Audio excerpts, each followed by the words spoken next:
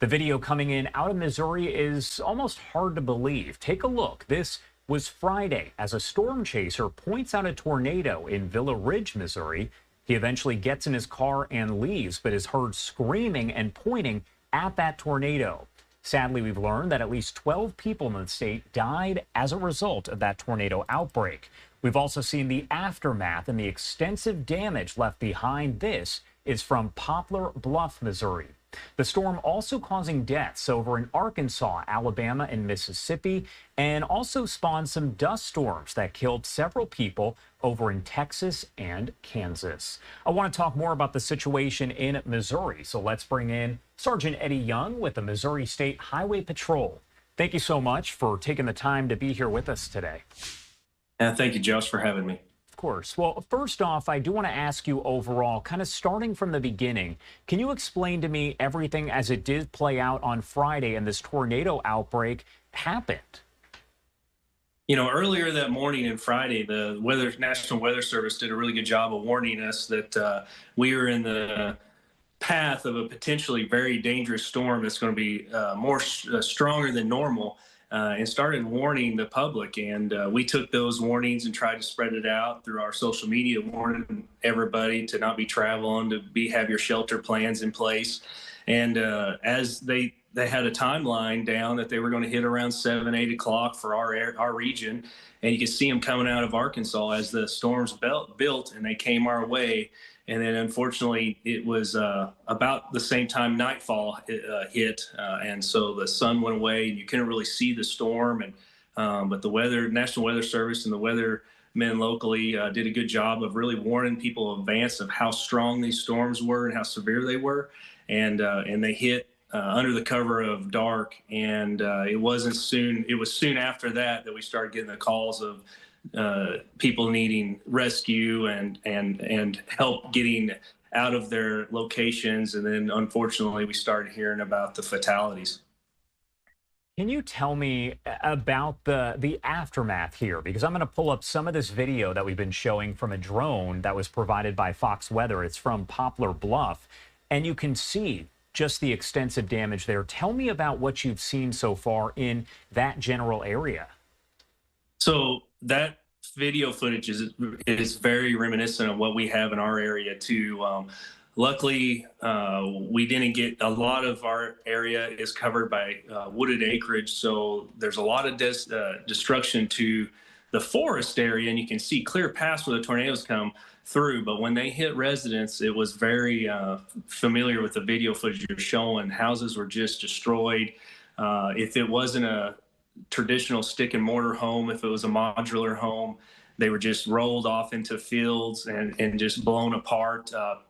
People just were hunkered down and came out to find their homes destroyed, and like cars thrown along highways, and just numerous trees. The amount of trees and power lines thrown along the roadway blocking rescuers' paths made it really difficult. We were fortunate that the community members and also the highway workers and utility companies brought out their heavy equipment, and everyone with a chainsaw went to work and started trying to get those avenues open so we could get the people out of their areas they may have been trapped in and get the injured to hospitals. And I have to ask, how does that feel to you to be able to see so many people neighbor helping neighbor situations? Because it is such a tough time for so many people. Many have lost everything they own. And then you have people who come together because they just want to help others. What does that mean to you to see that?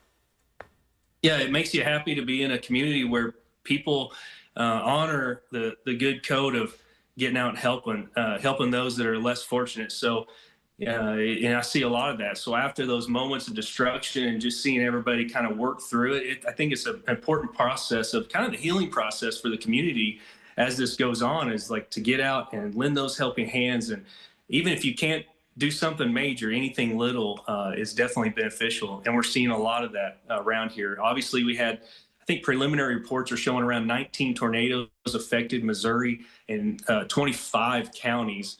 And so we're seeing a lot of those aid organizations bringing in aid to allow people, the Red Cross and such, to provide those necessities for victims. And our hearts go out for those victims, and it makes you feel real fortunate that you weren't a victim yourself. So get out there and helping those kind of helps that.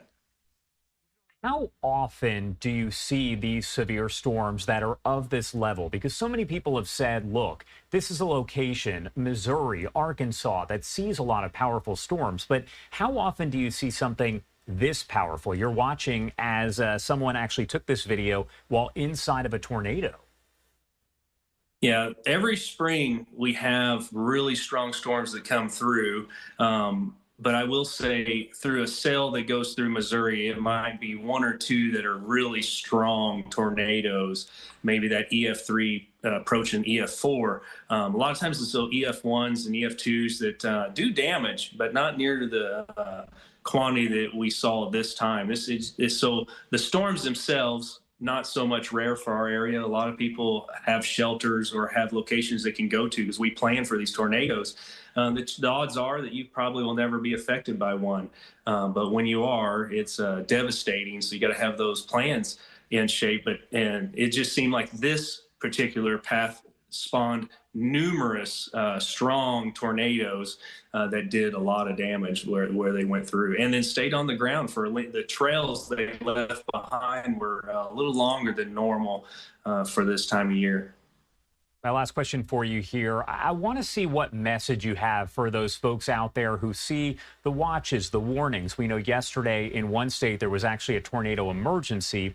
As those messages come out, why is it so important? What would you say to people about why they need to pay attention, whether they're in Missouri or in other states across the U.S.? Yeah, those warnings are very important to listen to. And I think as far as humans, we have that nature to say it's not going to be me. And it helps us go out into the world and do things that, obviously sometimes like driving down the road is hazardous, but we have to go down the road and we do our best to protect ourselves. In the same way, when you're sitting at home and you hear these storms coming in, have a plan in place. And it's important to listen to it, have a plan in place. Hopefully you don't have to use it. But whenever the weatherman's calling out your town, saying it's in the direct line of these storms like they were Friday, we had 30, 40 minutes to prepare. That's plenty of time to execute that plan and move to that facility. Sometimes I think it's important to understand that we're selfish, but do it for others too. Do it for your family. Your family wants you to be safe. Go be safe.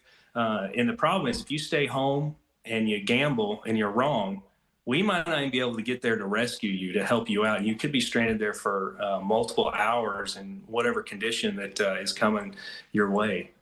And that's important to note because a lot of people don't think about the first responders who are then put in danger because they want to come rescue you, and that puts their lives in danger as well. Sergeant Eddie Young, thank you so much for taking the time to join us. Anything else you want to add before I let you go?